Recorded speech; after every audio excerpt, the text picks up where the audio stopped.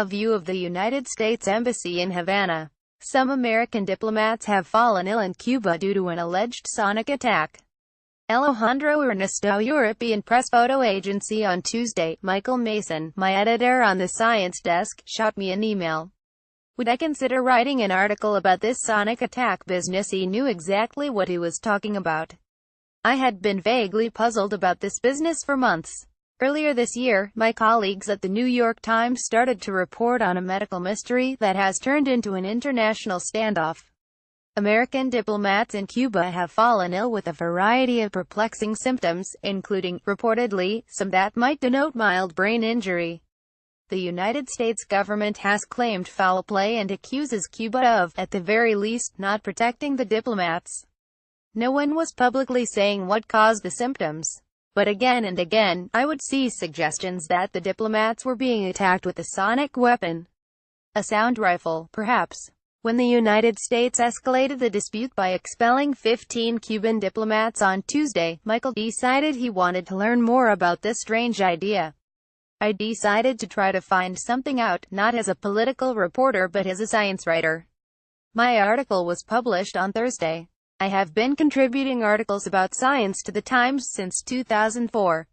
For the past 4 years I've written a weekly column called Matter.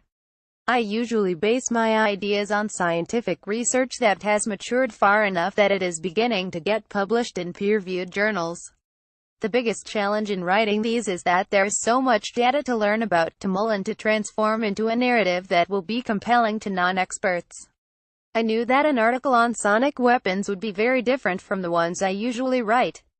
Consulting with Gardner Harris, who covers international diplomacy for The Times and has written several articles about this case, I learned there was not even an official medical report. I decided to try to draw some boundary lines for all the speculation swirling around the story. Is the idea of a sonic attack plausible, based on what scientists know about sound and the human body? I wound up perusing a massive 2009 book called Non-Lethal Weapons, with a chapter summarizing research on using sound to incapacitate people at a distance. But there's less than meets the eye. There's a lot of wild rumor about secret weapons that can make brains explode or make people think there's a voice inside their head.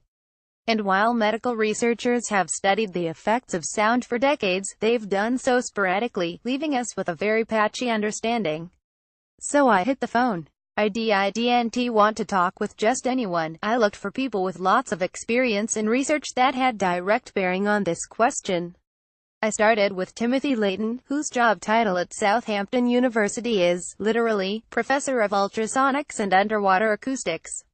Better yet, Dr. Layton has published the only thorough recent scientific review of the effects of environmental ultrasound that I'm aware of. When I interviewed Dr. Layton and others, I made clear I didn't expect them to solve this mystery. I just wanted them to reconcile the question with what we know through science. Everyone I spoke with had been following the news, too, so in each interview we hit the ground running. Spoiler alert: the consensus was that it was extremely unlikely the diplomats were the victims of a sonic weapon. It would be necessary to rule out less exotic possibilities before taking that one seriously. The notion has ricocheted like mad around the press, making it possible for readers to assume that it has been generally accepted by experts. But it most certainly has not. I'll be curious to see if articles like mine can put the brakes on the speculation. If the United States government ever does release the results of a detailed investigation, I would love to report on the case again. But, as the retired acoustics professor Stephen L. Garrett pointed out, the chance to easily prove that a sonic weapon was involved, using a cell phone microphone, is long past. I may never get to write that follow-up. A version of this article appears in print on October 6, 2017, on page A2 of the New York edition with the headline "The Sonic Attack That Likely Wasn't."